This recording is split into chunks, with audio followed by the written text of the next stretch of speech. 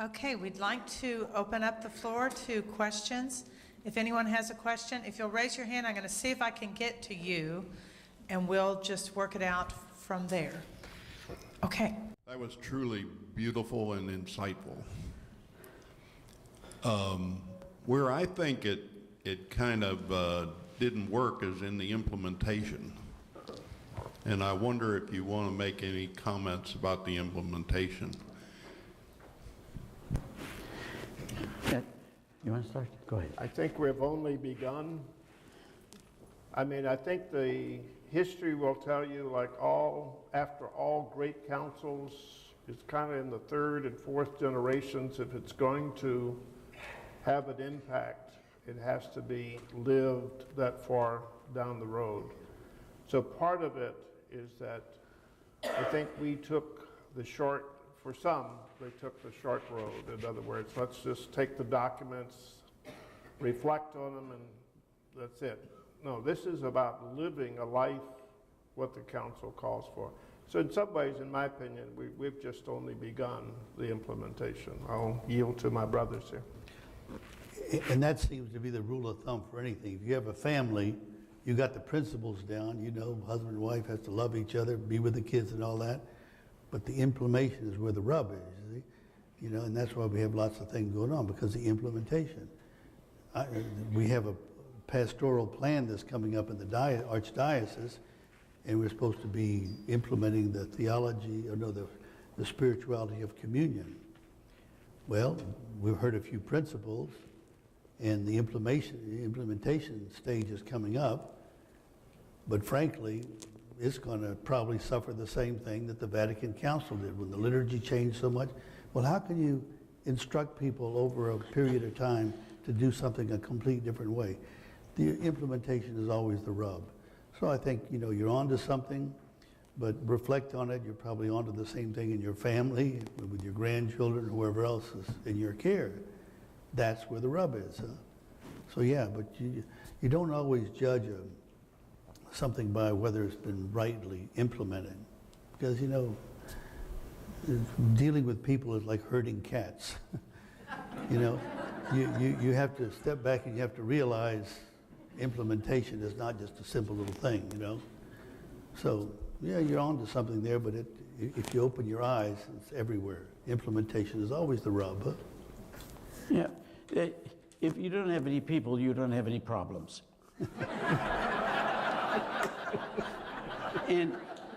And what happened after the Second Vatican Council, of course, and Pope Paul will become one of the greatest popes of all history of the Church. He's been pushed aside a bit, but he was a genius in the way he would hold in tension people who were unwilling to implement and those who were going to implement. When you read the history of that period in the 60s and the 70s, of his own, you know, his own gestures, his own signs, he announces during the council he's going to Jerusalem. Oh. He's going to meet the Patriarch of Constantinople, and they're going to embrace. Oh. He writes his encyclical on the church in the world, which is all about dialogue and how you dialogue, and the asceticism, the self-discipline, the spirituality of the dialogue takes. And when you think of that, and you think of the resistance, we all have resistances. Some resistance is good. You have to resist certain things. But there are resistances which are caused by our fears, our biases, our prejudices, by what we want and we don't want to move.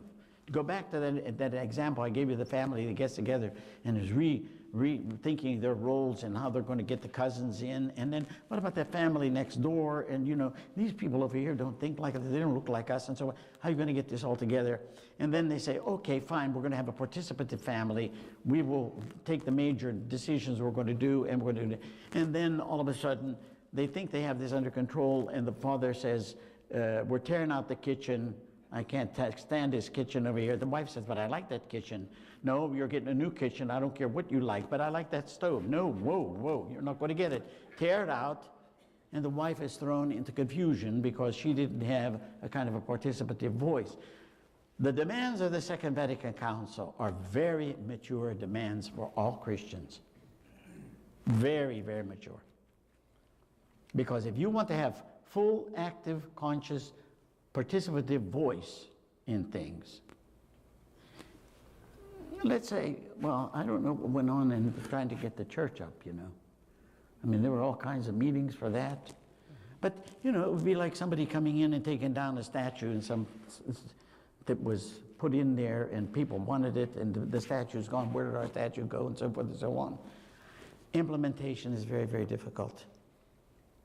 I think one of the things that if you read Pope Francis, in some ways he addressed that issue too, that we have to rely upon the Holy Spirit and we have work to do.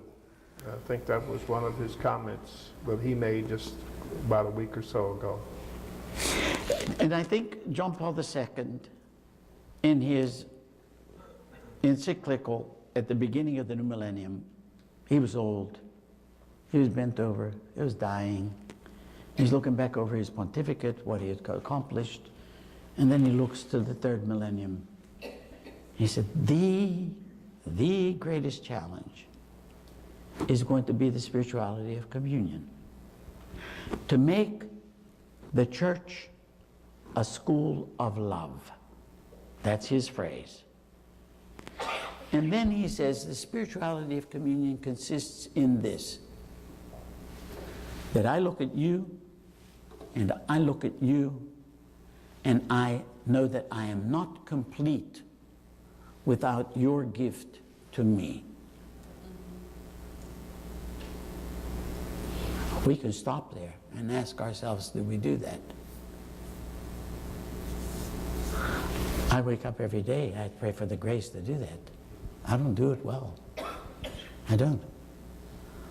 But just that thought, your gift, not only for you, but for me, and I'm not complete without that.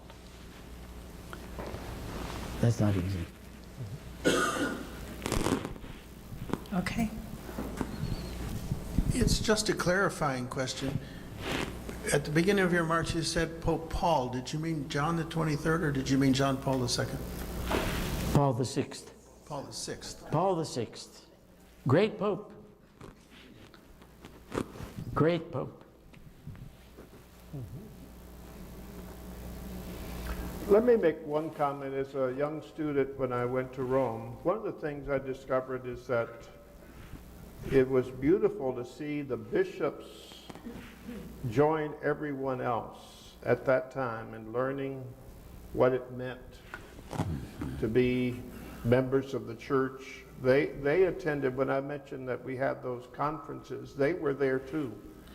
In many ways, the church went from just being a teaching church to a learning church.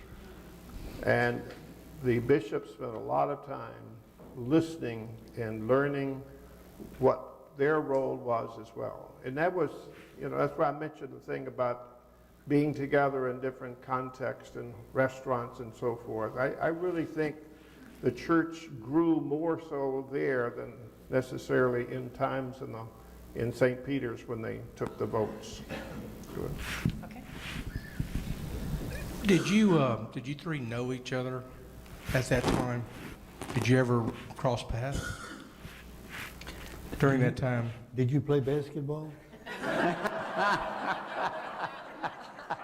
Not when you claim that you beat us, no.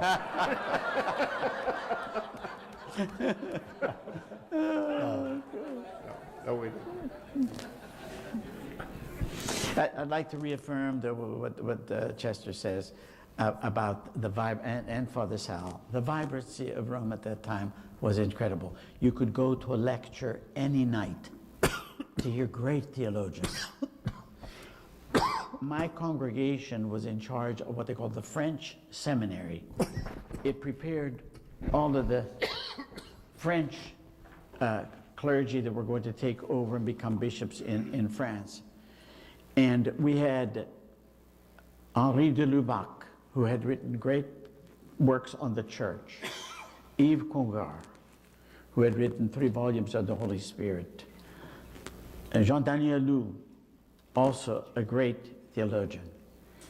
And in my class, I heard this German theologian who was outstanding, Karl Rahner, who came in to talk to us about, so you're with these people. And one evening, I even had dinner with Hans Küng.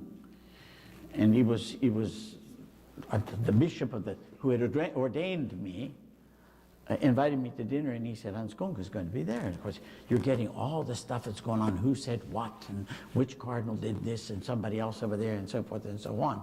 But you know, this document on the Gaudium et Spes, that wasn't even conceived of. That wasn't even the beginnings. And Montini, who became Pope Paul VI, stood on the floor and he said, this is not good enough for the church just to look at itself, we have to look out. The second one to stand up and support that was the Cardinal of Brussels, Sunens. The third one to get up and reaffirm the thing was Cardinal Lercaro of Bologna, Italy. Those became three major voices in the direction of the council. And I mean, every day you'd get this news coming out and people are talking about it and so forth. In our classes at the university, everybody was talking. The professors would talk about it all the time. So it was very, very vibrant. So my question is just rather simple. You said you took a lot of pictures. Do you still have those and can you share them? I don't have them here, but I have them. And you know, I have them on something that shows you that, you know, paleontologically, that we are fossils. They're in those things they used to call slides. I'm trying to get them put over onto a DVD and that kind of thing. But but what I did tell the seminarians when I was teaching the seminarians, I said, look, if you really want to, you can touch a father of the council.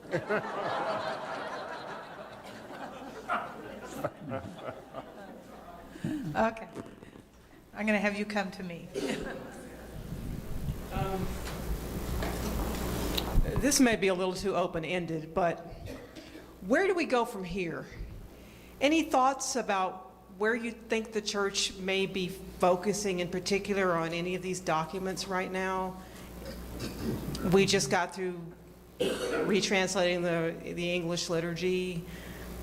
Anything in particular you think we might be focusing on at this particular time in the church? Well, I think when somebody, what happened there? When somebody mentioned the tension, well, I think there's tension about where do we go from here. Very interesting that the new Pope, that he's really very direct about that tact of the poor. And it's almost like you're listening to the Gospel of St. Luke every time he gets up and speaks. If you want to know the crisis areas in the world, it's that whole thing of what do you do with those who are, you know, in that situation. And so where do we go from here? It seems like one of the things we're going to look at is out. We're going to look outwards. Huh? There's a lot of people who would rather retire and go inward. Let's.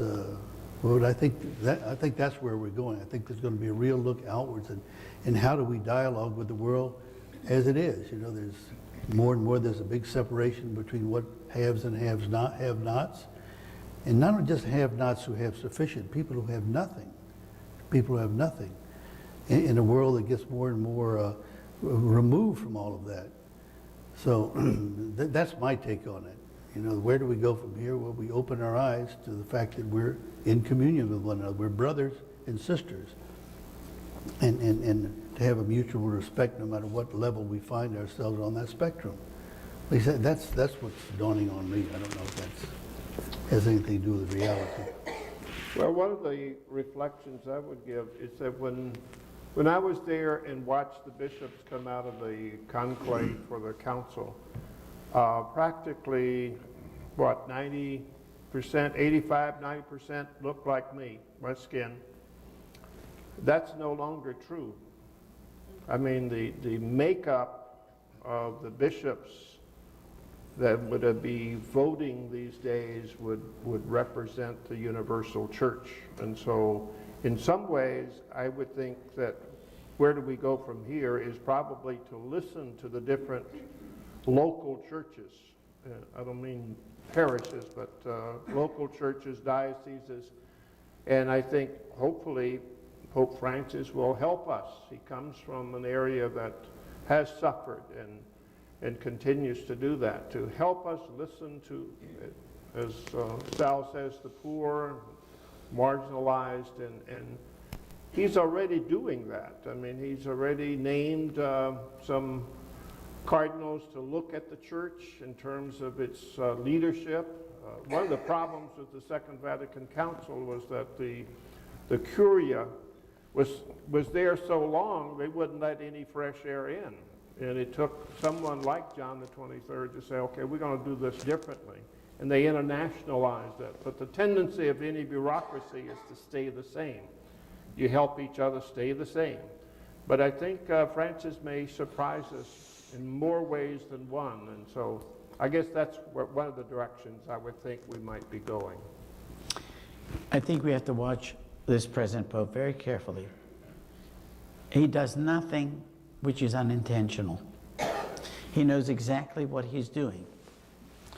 And one of the big ones, of course, is if the Second Vatican Council had called for more collegiality, that is, the participation of bishops from all over the world working together with the Pope as a head, trying to see how the church is going, and particularly in their own regions. Karl Rahner says, with the Second Vatican Council, we moved from a European church to a world church. That is coming to reality now. That this Pope has said, you cardinals, one from Asia, one from Australia, one from here, one from you're going to look at this and advise me on what we can do to improve the Curia. In any given society, there's always the tension between centralization and the periphery. The tension will always be there. We have it in the United States between federalism and states' rights. And James Madison was very conscious of that, as were the founding fathers. How are we going to balancing off, especially this country which is growing? You can't have everything centralized. Well, there was a tendency going on to centralize everything in Rome. The Bishops' Conference no longer had the kind of authority that it was using before here in the United States or any other country. And everybody was sort of going to Rome and said, what should we do in this case? I'll never forget, they were talking about the antiphons that you were going to use for the responsorial psalms. And the bishops were afraid to say, we want these. So they went to Rome to ask them, well, that's not the principle of subsidiarity, that you should be able to do that for yourselves. But look at the things that he's done, though. I mean, for him to stand on the balcony and say, thank you for receiving me as your bishop, Roman bishop. He didn't talk about himself as pope. I'm your bishop. One among equals. And that sent a big signal to the Orthodox churches and the patriarchs every place that, we have a new relationship going on there. This is redefined in a new way. And for him to kiss the foot of a Muslim woman, first of all, who's supposed to be totally covered, and the kiss has a sexual overtones for a Muslim, to do that, and the liturgy says it's only supposed to be 12 men, he's already done something. It's like John the 23rd. You know, he was celebrating the Eucharist even before the Second Vatican Council, and he came to Good Friday, and he was reading these prayers, and he came to the one about the Jews. And they were called perfidious Jews in Latin. Okay? He says to the master of ceremony, please give me a pen.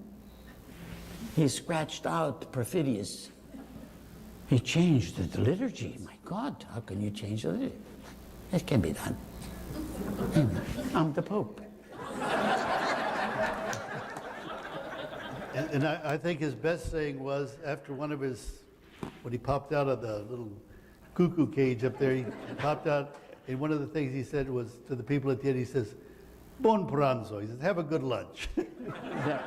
And that's a fact. Have a good lunch. Yeah, all of his, remarkable. Well, pay attention to his signs. They're all speaking about new relationships. Father, you mentioned the difference in the levels of perfection of the priesthood and that sort of thing. Certainly the nature of the priesthood is one of the biggest changes since Vatican II, and one of the results I think we see is a paucity of vocations. Was there a cause and effect between the results of Vatican II and the vocation thing, or was that more of an independent thing just based on cultural changes taking place at the same time? I'll say something, and then I'm going to let Chester say something, because he was a rector of a seminary for almost 20 years. 21. Anyhow, seminary formation took place in a certain way, and Sal told you about that. They wore cassocks, they had this, they had the cross, they had the hat, and they walked around. We didn't do that, by the way. We were rebels. We didn't do that. Well, it shows.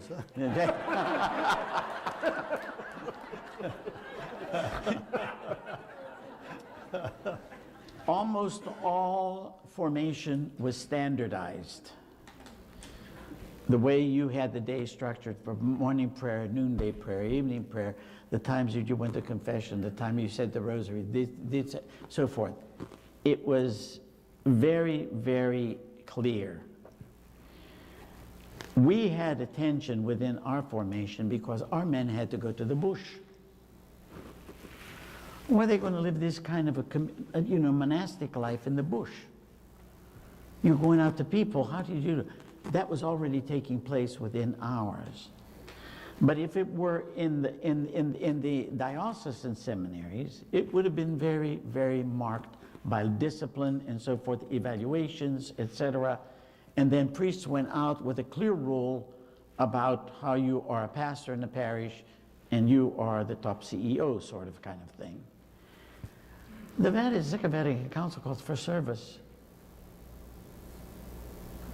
That authority consists in service. And when that happens, and you have to enter into dialogic kinds of things, and you start having to have pastoral councils in the parish. They did a study on young priests ordained 5 years after the Second Vatican Council, and they were trying to figure out what they liked the best and what they hated the most. What do you think they liked the best?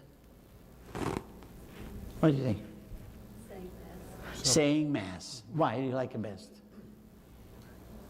It's all in the book. You read in the book. That's it, the book. That's it. What did they hate the most? Huh? Meetings. Meetings and pastoral councils. Why? You have to listen to people's voices. Oh. And their opinions. Oosh. And try to come to a conclusion. When you go through that kind of thing, and when perhaps even in the formation there wasn't an appropriate psychosexual development on a lot of seminarians and priests, you have this happening. I know the Jesuits, for instance, a Jesuit psychiatrist told us this story. When he went to the Jesuit novitiate, they had 60 novices, one novice director. And he said most of those people left afterwards because it was just following the rules and doing this, that, and the other thing. And when they came to any kind of a social crisis, how do you relate to people and the implications of love? Then they fell in love and they left. But that's a great part of it, I think. When you change the structure, and that's why this Pope, he's on Holy Thursday, did you read that? He gave his homily. He said, you know, when they anoint your hands at ordination, that anointing isn't for you. That's the oil that you're supposed to you're supposed to anoint people. They're waiting for the anointment, the ointment. And he said, when you put on that chasuble that you wear on Sunday, the vestment, it comes from Latin. Casula means a little house. You put that on, that should remind you that you're carrying within you all of the joys and sufferings of your people that they have in their homes and in their relationships.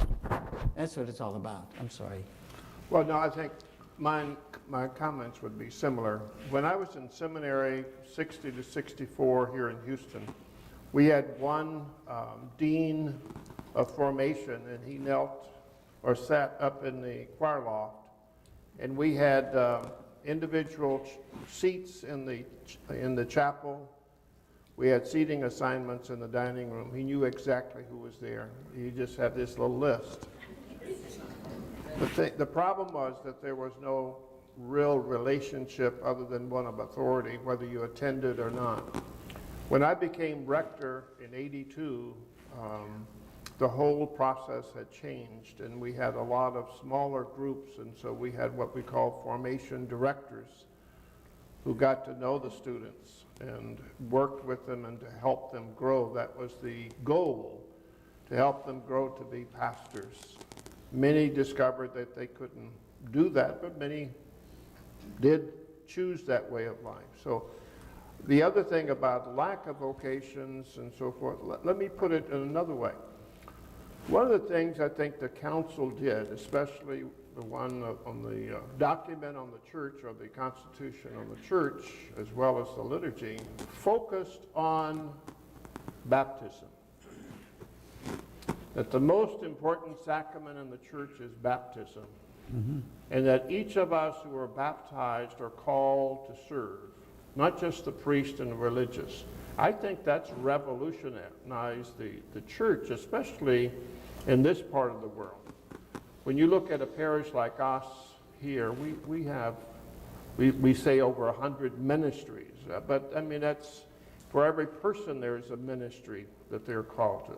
A lot of the things that the priest and religious did prior to the Second Vatican Council are done by baptized, not by the ordained, and that's their call. And so, in some ways, the workforce, if you will, dedicated people living out their commitment, is more than it's ever been in the history of the church. That's the truth. Or when I was ordained and went to Holy Name Parish, there was one secretary who controlled the internal workings of the parish rectory, and there were 4 of us priests, but there were no other lay people in charge of religious education or social outreach or those kinds of things. And that's, you look at a parish today, and the parish staff is something like a religious community of men and women. So I think part of it is the focus on baptism and how people live out their baptismal commitment. What happens with vocations, I still think we have to cross that bridge, but I think we suffer also from commitments, whether they be marriage, whether they be single life, or commitments to religious life. I think we suffer in our world of making long-term commitments, and I think that's true of marriage as well. But anyway, that's my reflection. The things that Chester has referred to are cultural questions. They have to do with the way the dominant American way of life shapes our mind and our heart. It is very powerful. And one of the things that it most shapes for us is our understanding of a commitment. Our commitments are contractual. They are not covenantal. They're contractual in the sense that as long as you meet my needs and I meet your needs, we'll go forward. If you no longer meet my needs, I'm going to go find Susie Q. Rather than the covenant that we are called to by the gospel and the new covenant in Christ's blood, you give everything forever. Sorry about that. We had the question now. Yes, I come from the Midwest, and I remember at the time, well, actually I heard about it, all of the churches after Second Vatican Council, the physical appearance of the church changed. All the old churches, even the painted churches here now, had those beautiful hand-carved altars, and there was a lot of priests that were very disgruntled because they were saying Mass with this beautiful altars all across the country. And then they had some dude build them a $400 altar, and they put it out there, and they turned around, and they're looking at people, but they're not looking. So the physical appearance of the church really, really changed. And I think it caused some problems in implementation of Vatican Council. My question is this: what kind of impact did that have in the implementation? And then, has there been a change in the last few years, 20 years or so, back? I'm going to answer that just by the process we went through with building our new church, okay? We went, I think, just in architecture, the comment that I heard, which I think says a lot, that right about the 60s, maybe 50s, 60s, church architecture looked like a bank building.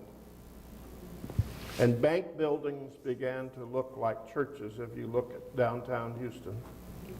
And it took us a while to develop an architecture that reflected the tradition of the church now expressed through the Second Vatican Council. Okay? So I think that's one issue. Just like with liturgy and music. I can remember when we had the beautiful liturgy in English, but no songs in English to match the power of the liturgy. And so we had people like Ray Rep, who apologized to the church sometimes after he did that, but it was sons of God, hear his holy word. But there was no substance to that. So it took us a while, I think, to match that. But the old, a lot of the architecture that we have, I come from Anderson, which is very Polish, it was a Gothic style that's kind of wedded to a Polish culture. A lot of that, it was a mixture of many things and so forth, but a lot of it had to do with trying to convey sanctity or holiness, a presence of God. So in many ways, one of the things I think most people felt, and I know I heard that many a time as a young priest, we lost the sense of the sacred when we started implementing the council documents, because in some ways the church structure didn't match what we were trying to do. We're still getting there, I think, but I mean, that's at least one reflection. I'll yield to John. And I think it's a good thing to be able to say, yeah, a lot of cases we threw the baby out with the bathwater, but not lament about it, beat our breast, point our fingers, say how bad things are. That happened. That happens all the time with every situation. Sure, it happened. You'd go by places that were being renovated. There's one church in town, won't mention it, beautiful little church, and I went to help out over there one day, and this altar is against the wall, and about 13 feet in back of you is the back of the church, and then people are sitting over here where the altar used to be. I don't know what's up there. It's just a disaster. So, we have to have enough sense to say, in retrospect, there were a lot of disasters created, a lot of disasters. But leave it at that. Don't harp on it. Don't beat anybody else. Don't point the finger at anybody. It's the best people can do. You do it in your families. You make some decisions that mess things up. But the kid still grows up well, so there it is. But I think that's an important thing to hang on to. I know a lot of people get fixated there. Boy, we had this baldacchino, and one day I drove by the church, and it was laying out on the sidewalk. Okay, what's the fact? That the baldacchino was laying out on the sidewalk. There it is. But it's no more profound than that. It was a stupid move. But to be able to live with that, you see, like anything else in life, and not always go back and say, well, that's the way it should have been. No. I think that's when you reconcile with life after a while. It's very important to do. Many of those things were caused by Second Vatican Council Light, L-I-T-E. People who thought that they were implementing. I'll never forget. I was just ordained a couple of years. And this priest in New York was going through the church, ripping the rosaries out of these hands of these old ladies saying the rosary there because they had to participate. Full conscious active participation, you understand? Get in there. Nuts. Really nuts, craziness. I really think that the challenge is twofold. One is to help people have a true experience of the transcendent God who is also immanent. That's difficult. Transcendence, yes, but immanent in the community. Somebody says, what would you do to foster vocations? I said, to try to help people have a sense of mystery. That's another thing that our culture does not teach us anymore, to have a sense of mystery or an enchanted kind of a world. So it's a transcendent God, and as you say, the architecture has to reflect that. Nick, there's a church here in the Archdiocese where the pastor took the altar. It was a long church, took the altar and put it in the middle, and everybody now faced it kind of fan-shaped like we do. And it was an old Italian community. And then when the pastor was changed, guess who came in? Some Italian priest came in from Italy, and they took and made it back the way it was before. So, as Sal said, we've done some stupid things. This night brings back a great memory for me. I was 10 years old in 1962, and my parish church in St. Mary of the Assumption, Staten Island, New York, happened to have Blaise Kurtz. He was a bishop, and for whatever reason, he took a liking, or whatever he thought the family needed him, he took a special interest in us. So when he went to Rome, he sent back postcards and all the rest. And so I really have, this is bringing back a lot of memories of that time. But I just wanted to say that I could not see the church going forward without allowing the vernacular of the people. I just don't see how, if we were in Latin in 2013, that it could have survived in this world and the way it is going. So it really was necessary to get in the language of the people so we could participate and really understand what we were doing. The Latin is beautiful, and in some little sprinklings, you know, it brings a little bit of that mysticism, but I really do believe that that was the number one change. So thank you very much.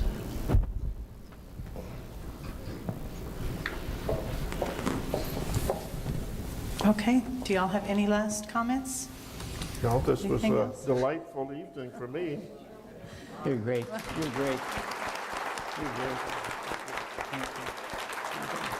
Stand up for them. Thank you. Thank you for being with people like that. Well, I think, at least personally, and I think for all of us, I think I speak for all of us, that adjournamento of opening the windows and letting in the fresh air, the three of y'all have been a breath of fresh air for us. Y'all were wonderful. And I thank you so much for sharing with us, with your time and your stories and your humor. It was great. And I think that y'all are witnesses not only to a historical event, but I think, as you said so beautifully, to a gospel of love, not only for the church, but for the people, all of us, that make up that church. So thank you again.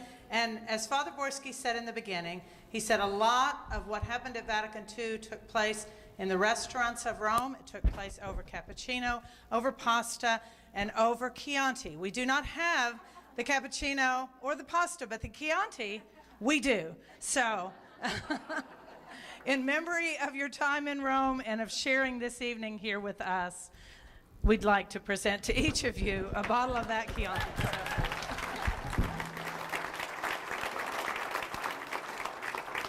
Thank you very much. I think we're going to like it here.